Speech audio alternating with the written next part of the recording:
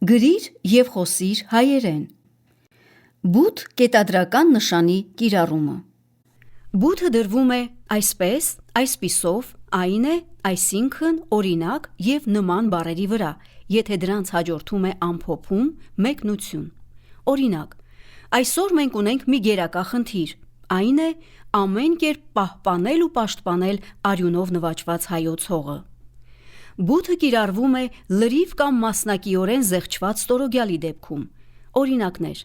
Տերյանը բանաստեղծ է, իսկ Ռաֆին վիպասան։ Աշակերտները հավաքվել էին բակում, իսկ ուսուցիչները դասասենյակում։ Բութը կիրառվում է շատ կարճ, վերջադաս ու ուղղակի խոսքից առաջ, որը գրվում է միևնույն տողի վրա և փոքրատառով։ Օրինակ.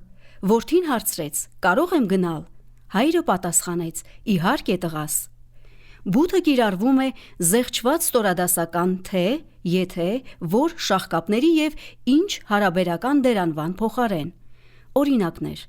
Այդպես էլ չիմացանք որտեղ էր թաքցրել իր գանձը։ Արդեն վաղուց է, նրանից լուր չկա։ Գրիր և խոսիր հայերեն։